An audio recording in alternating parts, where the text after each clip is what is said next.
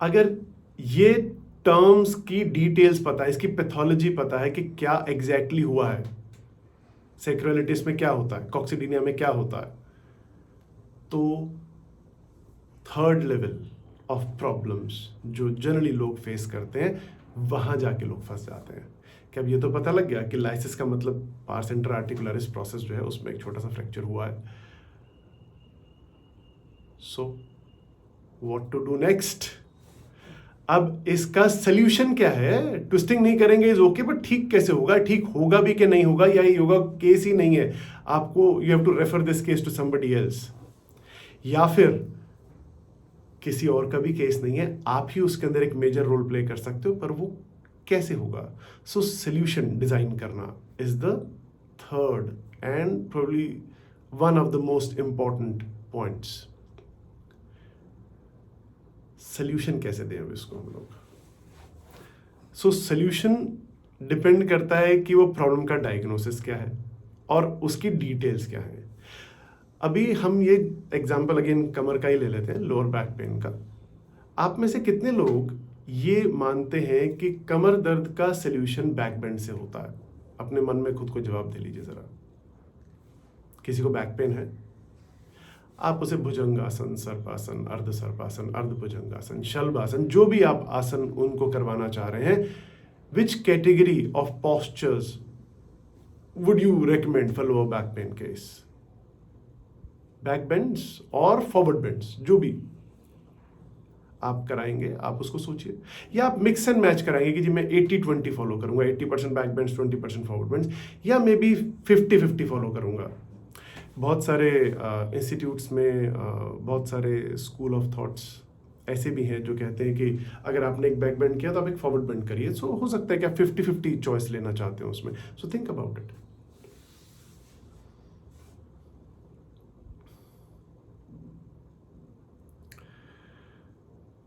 सो मैं आपको अलग अलग कुछ केसेस बता रहा हूं लोअर बैक पेन के. आप जरा इन पे अलग अलग सोचिए. अभी तक तो एक जेनरिक क्वेश्चन था. Let me ask you a little more specific question on this.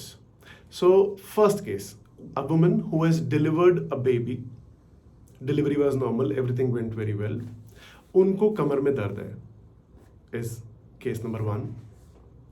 Case number 2, जहां पे एक व्यक्ति है जो बैठे रहने का काम करता है सारा दिन, let's say an IT professional और अ क्लरिकल जॉब वाले कोई व्यक्ति हैं. सो सिटिंग जॉब है सारा दिन. Case number 2.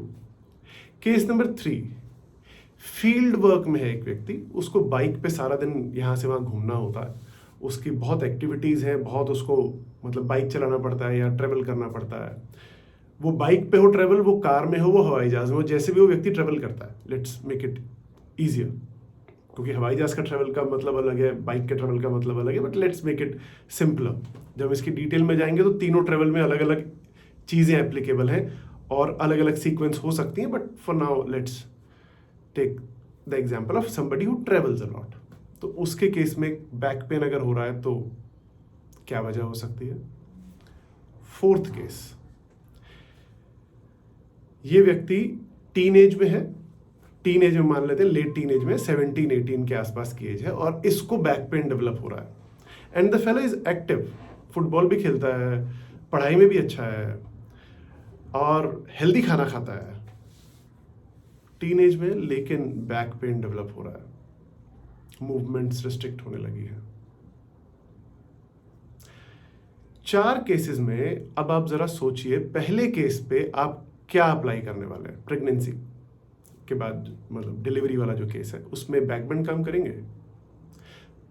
सोचिए जरा इस बात को, क्योंकि प्रेगनेंसी के दौरान एब्डोमेन का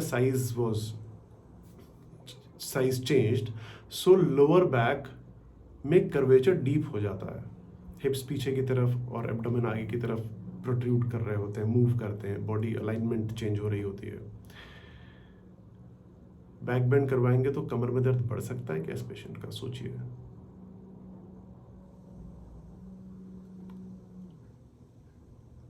सेकंड केस, बैठे रहने का काम करता है व्यक्ति, इसको अगर आपने बैक बेंड करवाए तो ये आपको ये रिजल्ट बोलेगा कि जी मेरे को ना जिस दिन करता हूं उस दिन तो अच्छा लगता है, एक आध दिन बाद अगर मैंने मिस कर दी ना प्रैक्टिस तो दोबारा से होने लगता है पेन।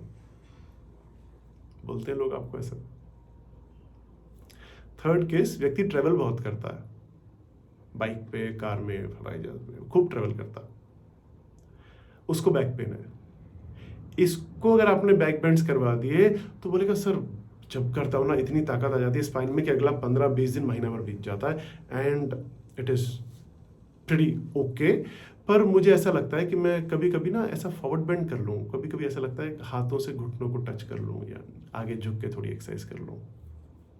सुना है ऐसा आपने? आपके लोग आपको ये बात बोलते हैं। चौथा केस, जहां पे टीन एज में उस व्यक्ति को प्रॉब्लम आया है, आप उसको बैक बेंड करवाएंगे, वो पहले सेशन के बाद आपको बोल देगा सर प्लीज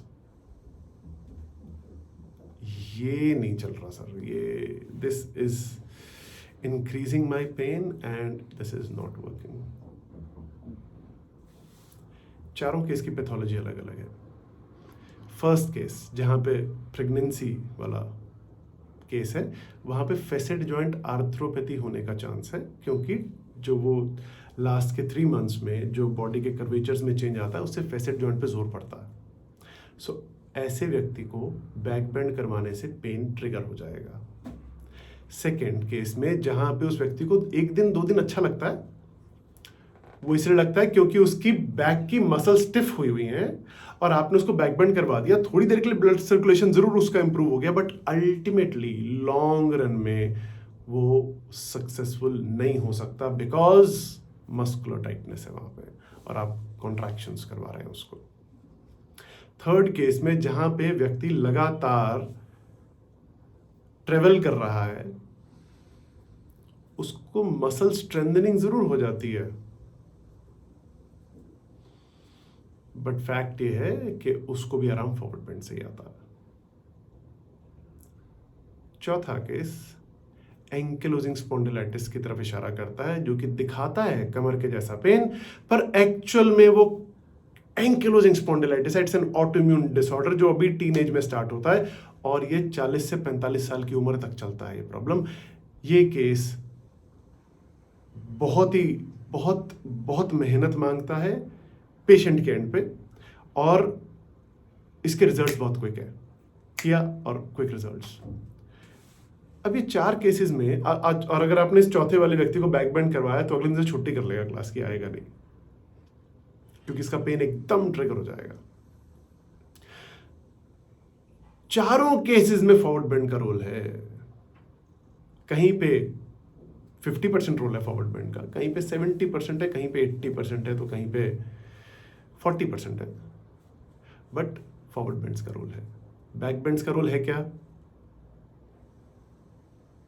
फॉरवर्ड का है, इसका मतलब ये नहीं फॉरवर्ड का बहुत अच्छे हैं उसके लिए इसका मतलब ये नहीं कि बैक बेंड्स बुरे हैं, बट हाँ इन केसेस में बैक बेंड्स का कोई विशेष रोल